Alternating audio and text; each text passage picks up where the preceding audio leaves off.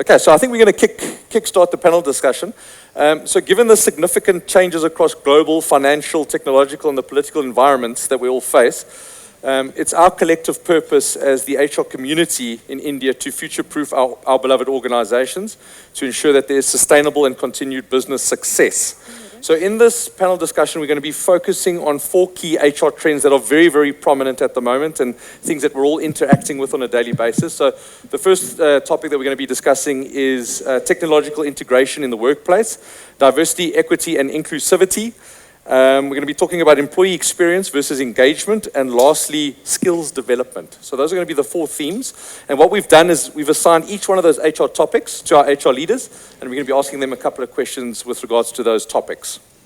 So we've obviously answered the Mentimeters. Thank you very much. And what I'm going to do is actually come back to our HR leaders at the back end of the panel discussion, and I'm going to ask them for which option they voted for and to give a short explanation why. And it'll be interesting to see how your answers align with theirs. Okay, so that's what we'll do at the back end of the panel discussion. So we're going to start with Kavita from UST. Thank you very much for being here. Pleasure. And you'll be addressing the employee experience versus engagement topic. Now, for me, they're kind of the same thing. How do you differentiate between the two, and why is it important to differentiate between them? Hi everyone, it's lovely to be here. So for me, employee experience is really the sum of all the interactions that take place right from pre-hire, hire, right till they leave the organization, and in some cases even after. And employee engagement really is how the employee engages with the organization, with the purpose, the culture, the strategic goals of the organization. So from a component perspective, if you look at employee experience, it's very physical, very cultural, and whereas in employee experience is very cognitive, very behavioral, very emotional. So that is really the key difference that I see between experience versus engagement. And it's important for us to not really look at them differently, but see how we can really enhance both of them coming together and playing a key role within the organization so that each really complements the other rather than being viewed separately and saying, oh, this is the job of a team to manage how the onboarding happens, but not really how the employee engages with the onboarding process, for example. So what we like to do at UST is we have an acronym, and at UST we love acronyms. So we have something called Thrive, and each alphabet really stands on how we have been able to bring together the experience and the engagement factor. So if you look at T is technology and tools, H is holistic well-being, R is rewards and recognition, I is inclusive culture, V is values and vision alignment, and then E is the employee journey and development.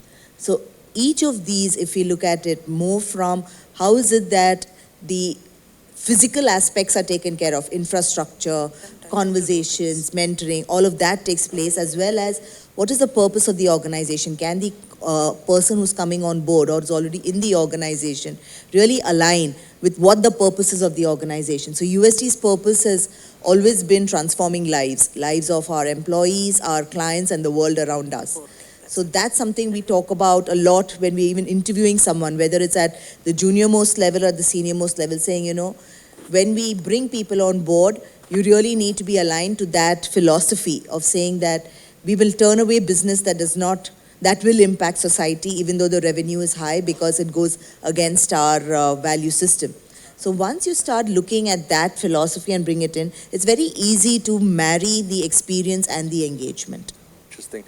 How many employees does UST have globally? About 40,000. Okay, so I mean you're a large-sized organization, and one buzzword at the moment is the personalized employee experience. So out of interest, how has UST got that right with a 40,000 strong workforce, right? I mean, we've all got different aspirations, different desires, different needs. We're all in different life cycle stages. So, and that's really, really challenging for the HR community. So what has UST done to get that right? I think at UST we are trying to master the art of mass personalization, where the process is standardized but the experience is personalized. So let me give you a very quick example on career management. So the career management framework is the same. Everybody can do that. So you log on to the career portal, it shows you where you are. The system with AI will tell you these are the next 3 or 4 roles that you can do. This is the journey that you can take, the learnings that you need to do, the skills you need to build, the roles that you need to play. And it shows you the all the way up to the CEO, right? If you want to become, it tells you this is the path you need to follow. But if you're a software developer saying that, this is the path that the system, that Career Velocity is the name of our tool.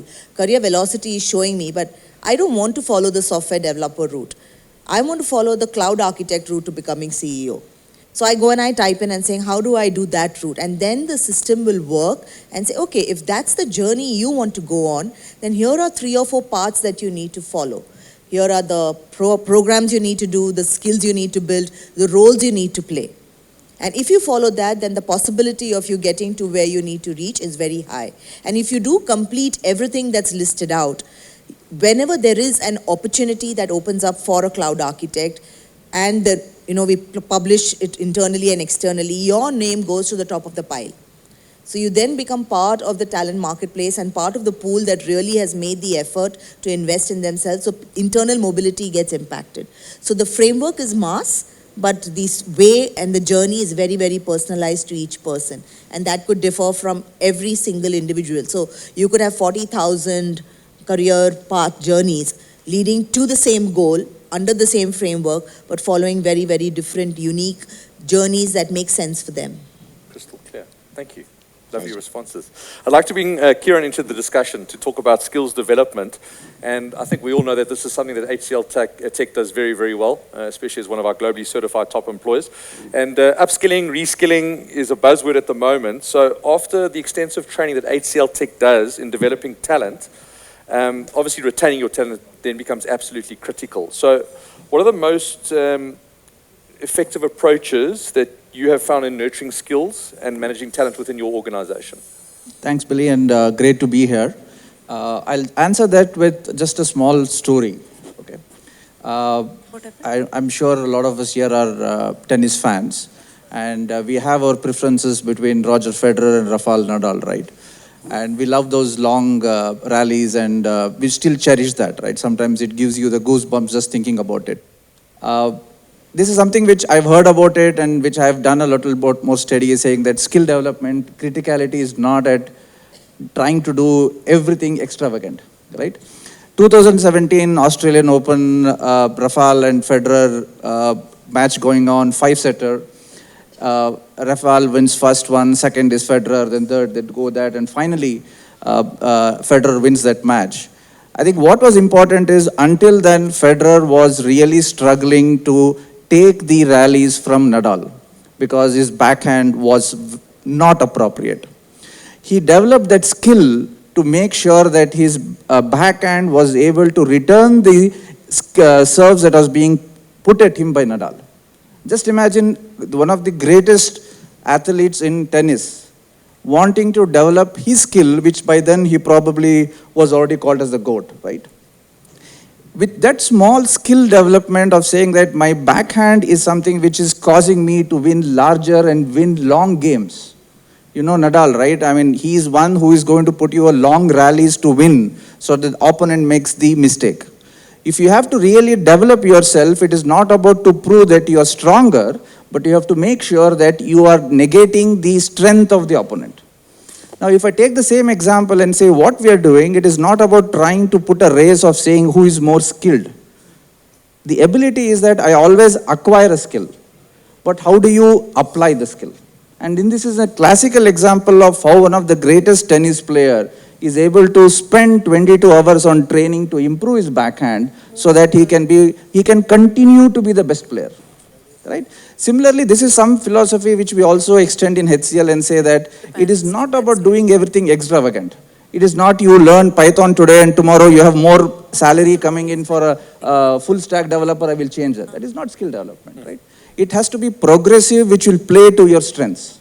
If your strength is analytics, you go towards big data, right? If your strength is more towards design and development and solutioning, you go more architect type. So the way our skill development plans have been done is one, we have all acknowledged and agreed that skill is the lowest common denominator of an individual today. It is no more a role. So skill is something which you already have natural skills, you will have to focus on some skills and you have to explore some skills. So the way we have developed is that one skill is something which is going to be common factor for us in the complete life cycle for an employee. We are going to develop the skills in line with his career aspirations. Like what Kavita said is that if you have to become an architect, a CTO, then you need these skills at every level. It is not that I want to become a CEO and I'm good today and I do it, right? The business context is different. Those skills have to be acquired at every stage of your growth, and you have to know what comes naturally to you and what you have to explore. So the skill development program that we have done extensively and we have implemented extensively in HCL is one, to understand what is your natural ability and natural skill, number one. And what are the things that you should be able to explore on top of that to arrive and meet your career goal. Okay? And in this process, there are very clear interventions that we're looking at. For example, your biggest ability today is your coaching and mentoring. A lot of times, I mean, again, take a cricket or any sport of that, right? You still need a coach to tell you that somebody had to tell Federer that your backhand is causing your problem. You need a coach who will be outside and telling you what it looks like to be not doing well. That is something that we are doing extensively. The second thing that we are doing extensively for the skill development is to say that you have personalized career development plan, right? Millennials, Instagram users, the gratification is 10 seconds. That is why Reels are famous, right? Nobody watches YouTube now. And ChatGPT comes and even gives you a summary of the YouTube. So your gratification is only 10 seconds and it's an instant gratification. So the idea is that within that instant gratification, how can you convey your message to the millennials? So keep it short, probably it will be sweet, and tell them that this is what will lead you from A to B and these are the skills that you need to acquire over a period of time, and give them the interventions of mentoring, coaching, personalized career development. And that will lead to a lot of better aspects of trying to be engaged with the employer and things of that. So the million-dollar question, is it Federer or Nadal for you? For me, it's Federer always. Me too. Thanks. Cool. I love the sports analogy that you shared there. Thank you. It really brings it home. My next question to you is, how do you ensure that these initiatives that you've shared with us align with the long-term strategic goals of HCL Tech, considering the significant changes that are happening in the business landscape? And it's pretty difficult to predict, the skills that we need for the future. So how have you got that right? Absolutely, Billy. I think today we have to future-proof our employees. That's very critical. The pace in which technology is changing is very, very high, right? ChatGPT released, a year and a half back, which all talking about ChatGPT 4.0, right? And you have, there was a video or something talking about how AI-driven images and video a year back and the quality now, right? It's fast. It's very improving fast. And we can't wait for those books of dummies coming out to learn something, right? I mean, as a college student, we would go to the bookstore and say, what is the new dummies that have come on HTML, pick it up and read it. I think gone are those days of doing it. You can't wait for days to come. So I think important for us is to, one, future-proof, look out and try to find out of what is changing and what is a trending. I mean, nobody thought about ChatGPT, if you ask me, right? I mean, if we had this conference a year and a half back and said, would somebody talk about ChatGPT? I'm sure nobody would even know about it. So the pace in which it is changing, and it is all in different directions. Yeah, Gemini is in a completely different direction, but I'm saying apart from that, everybody is in the right direction. So it is important for us to understand that what is that right direction to go. Don't fall into the trap of a Gemini and start eating rocks every day in the morning. But it is important that you look at what is a trending towards.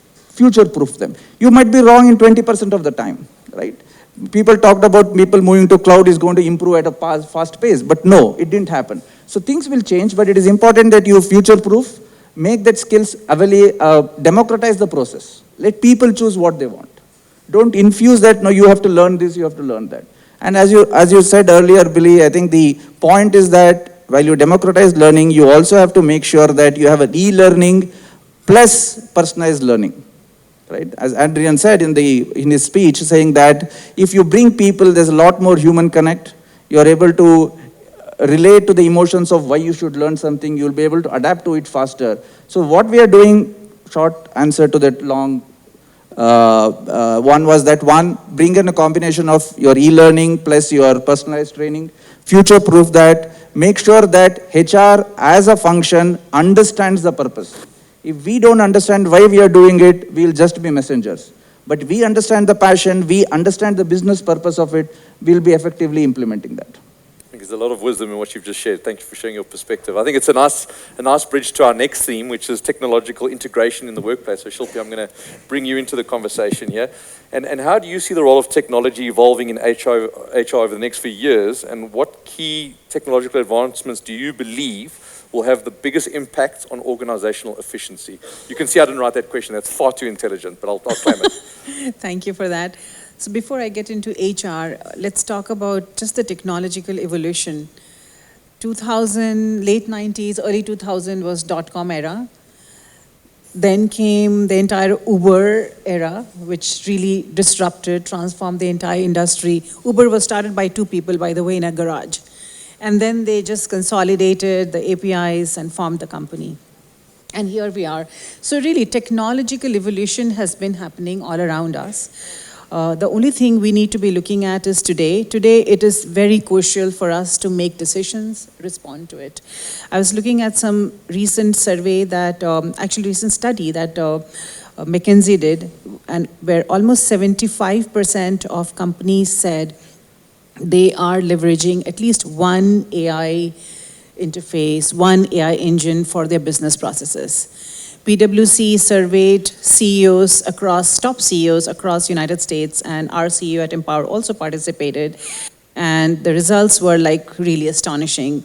Almost 68% said that they are, in foreseeable future, they are anticipating higher profits, enhanced margins, and so on. Almost 50% said that they are going to be experiencing enhanced profitability this year itself. So it's coming really fast. So how do we kind of start looking at evolution for ourselves as an industry? But one question before I answer your HR topic is really to the audience, that which is the industry that you think is most impacted by AI or Gen AI? Anybody?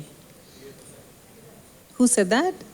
Absolutely, bang on. Financial services industry, pension management industry. And the reason is because it is, one, a volume game.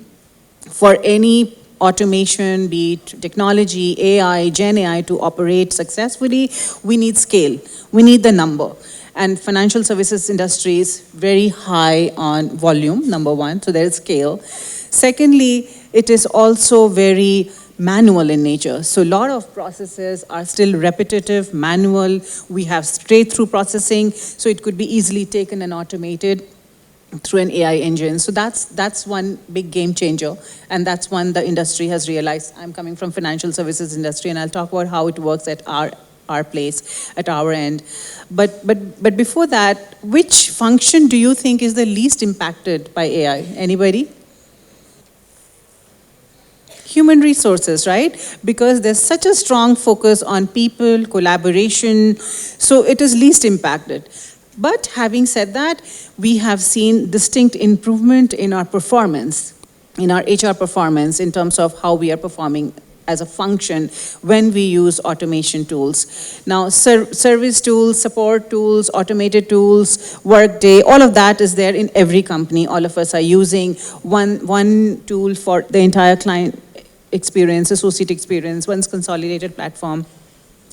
But what is now being a game changer is really around how we are looking at each of our processes. So recruiters, be it recruiters, be it training function, LMS function, those are the ones I think in HR are going to be leveraging it the most. Almost 40-50% of recruiters are in the industry are already seeing a change in their productivity. They're already seeing enhanced productivity. They're already seeing freeing up their time to leverage that time for more strategic work, more fulfilling work. Right? So that's happening across levels, across the industry. At Empower, we are also redefining the entire processes. We are relooking and redesigning the entire end-to-end processes to ensure we are scalable. We have acquired 3-4 companies over the last 3 years, right through pandemic, and which offers a large amount of scale, which offers a large amount of integration opportunity. So we are redefining that. There's a huge investment on AI and Gen AI technologies. We already have a very well-established robotics program where we are looking at manual processes, how to make it scalable as the company continues to grow rapidly. So that's coming in a big way. We've been experimenting a lot with AI, Copilot AI, and so on. So a whole bunch of work happening on that. On the talent side, I also think it is going to be helping us attract and retain better talent. So when we're looking at searches, we are looking at most customized search, outreach to the right candidates, the ideal candidate. Post-offer connect is so important. We are leveraging an AI tool as we speak to connect with candidates who are offered and who are looking at joining us. We are predicting whether they're joining us or not, enabled by AI engine. So a whole bunch of work that's happening. And in India, especially, as you know, especially in the tech and even non-tech, offer to joiner ratios are always kind of discussed on all forums. So that's, we are hoping to, for us to bring down the offer declines through that process. Strategic workforce planning as well. As we speak, we are also looking at Empower, reviewing all the jobs and roles and trying to figure out what are future-ready roles, what are not, and how do we upskill our talent to be future-ready so they could do more complex work, more strategic work as we continue to grow up the value chain. So really, future value creation is really going to be changing the way technology has been evolving at this point in time. Well, I mean, we've obviously got 3 tech organizations that are really setting the standard. So it's fascinating to hear what's happening in the financial services space and the great work that you guys are doing too. If you could wave that magic HR Director wand and dispel one myth about artificial intelligence, what would it be? I think AI is not going to take the jobs away. It's definitely going to transform how we are working today. What brought us here, what got us here to be successful is not going to be the same which will take us to the of growth. So it's important for us to, one, create awareness. So in HR, as an HR function, I would really encourage all of us to learn, because I think there's a lot of lack of awareness in our HR fraternity as well on automation, AI, Gen AI. So awareness is important. Understanding the impact is important. Once that happens is when we start creating business cases, looking at integration, so on. I don't want this to be a controversial question, but it's going to be. Is there anything about artificial intelligence that does slightly concern you? Anything? Yes, it does, because especially we are in financial services industry, and we're dealing with 18 million participants' data. So 18 million participants have trusted us with their money. So we better be mindful of that. So data privacy, security is something that really bothers us. Not that it's going to be a bottleneck. So what we do is we form a very robust enterprise-wide committee which is reviewing and assessing and validating every single use case, a requirement that comes our way. So we are clean from data privacy and security perspective. Cool. Thank you very much for sharing.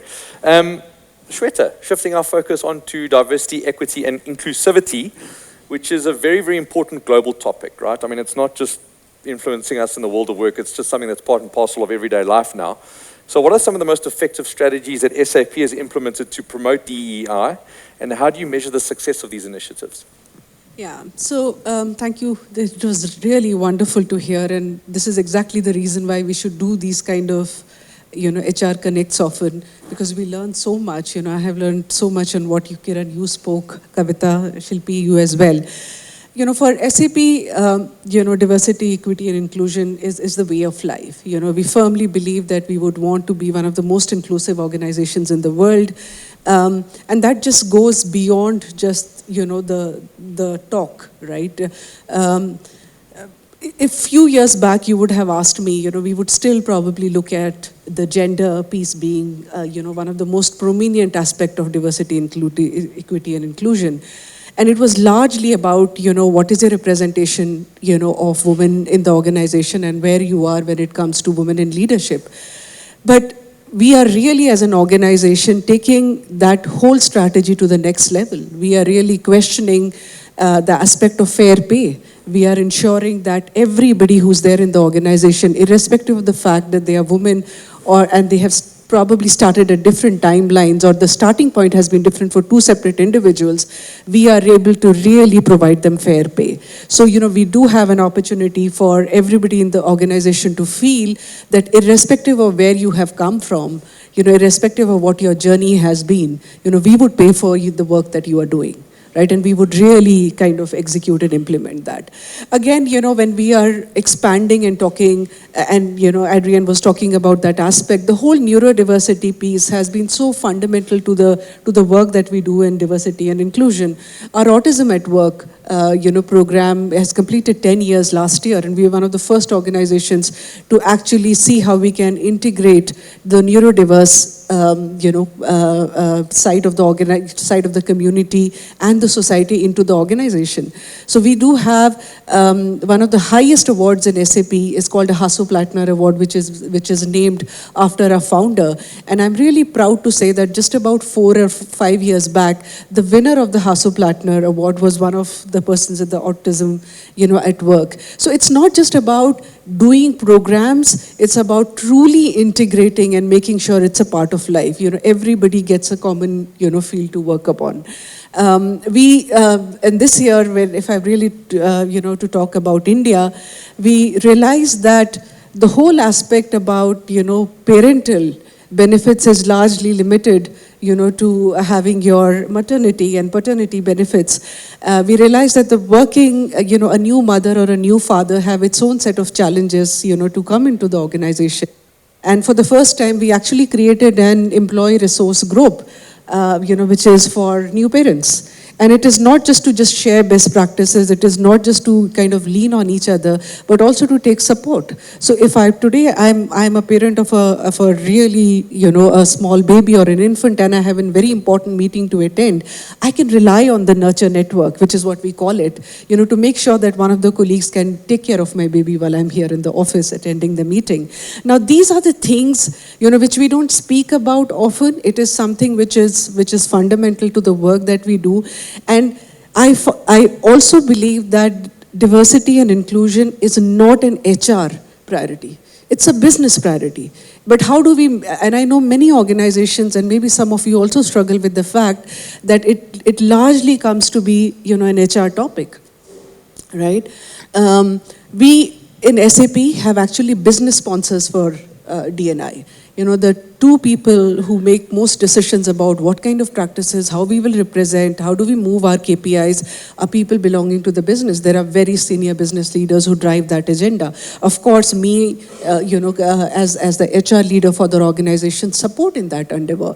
But it has to be a business KPI. It has to be a business endeavor. So there are a lot of such ways in which we are trying to redefine on how D&I has really been looked upon, and taking that extra step to make sure that the key inflection points for an employee throughout their, journey in the organization, we look at from a D&I lens. We look at from a lens of a new employee who's joining. We look at from a cross-generational aspect, where somebody, a 20-year-old is in the same team as a 45-year-old. Right? And how do you make sure that, that part is addressed? We looked at, a life cycle, whether it is maternity or it is paternity. What are the things that you can do to have a sense of belonging? So for us, D&I is all about providing a sense of belonging to our employees. And everything that we do throughout the employee journey is aimed towards that. Thank you. I mean, D&I is a fascinating topic, neurodiversity. The other one I find quite interesting is unconscious bias. Yes. And it's something that I'm constantly checking myself on as a people manager on a daily basis, thinking to myself, did I get it right? Did I get it wrong? What are some of the sort of practices you have in place to equip your line managers to get that right with the teams that they manage? Yeah.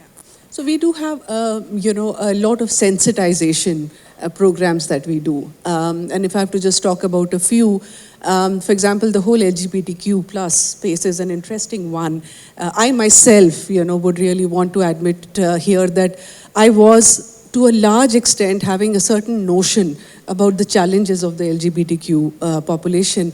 But when I started engaging myself with the Pride group, we call it a Pride group, it is something which was eye-opening for me.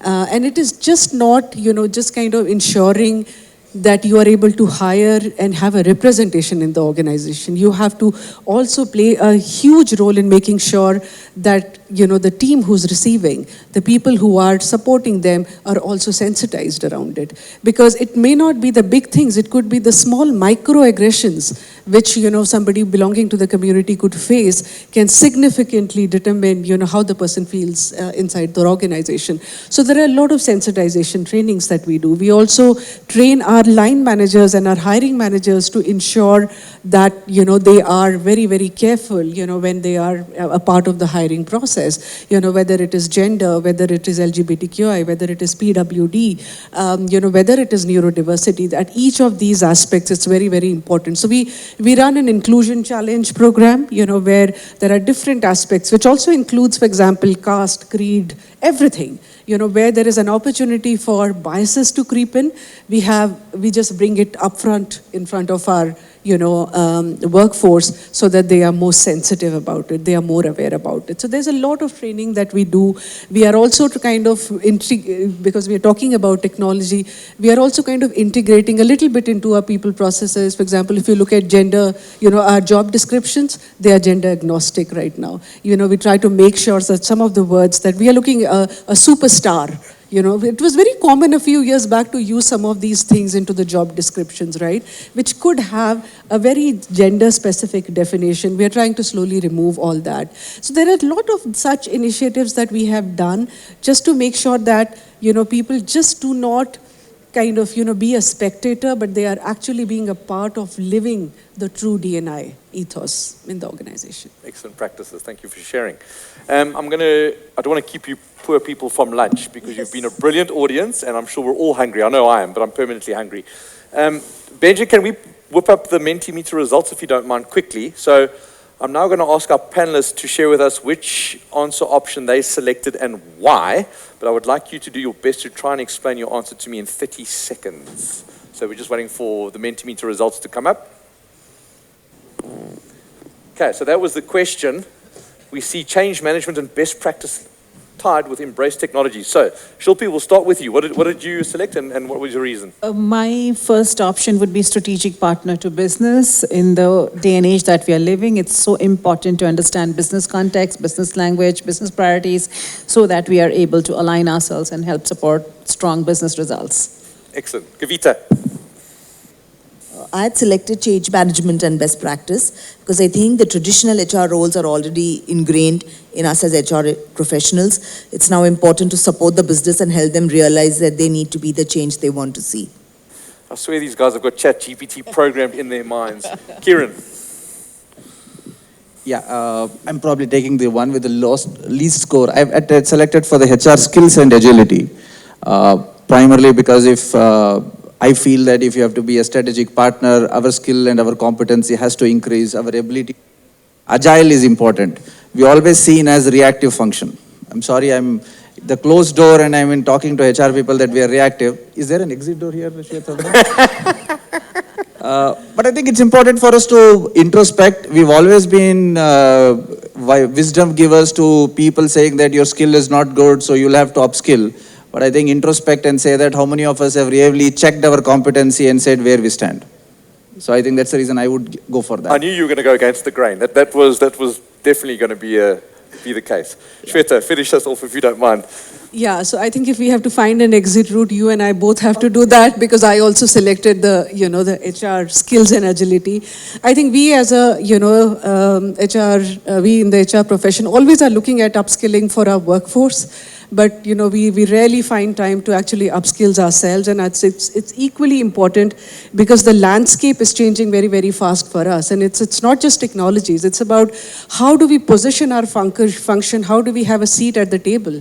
So what's the strategic value that you are providing? And for each of these things, I do believe that we have to change our lens, at looking at ourselves also. We are not a servile profession. We are not here to serve, the business. We are a strategic partner to the business. And I think that needs a mind shift change. And that is something which I do believe comes with upskilling your own HR teams. Thank you. Brilliant. You put up all great options. I voted for, what did I vote for? Change management and best practice. So I was aligned with you too. Right, folks, so Kavita, Shilpi, Shweta, and Kieran have given us some brilliant HR insights and learnings I think that we can all take away and look to implement within our own respective organizations. But for me personally, I think one key sort of takeaway from that discussion is that HR leaders, the people in this room, need to strike a balance between, where am I? Sorry. Strike a balance between, you see, it's been a long day. You need to strike a balance between, good grief. Oh, I found it. Innovation and tradition, leveraging emerging trends while mitigating potential risks. And I'm sure we all share the sentiment. So yeah, I'd like to thank the four of you for the brilliant contribution to this panel discussion. It's been a pleasure talking to you. And I'd like to thank you for the very, very important roles that you play as HR leaders. Firstly, as ambassadors for the Top Employer Certification Program, but also for the role that you play in driving a world-class employee experience. So please give them a very warm round of applause.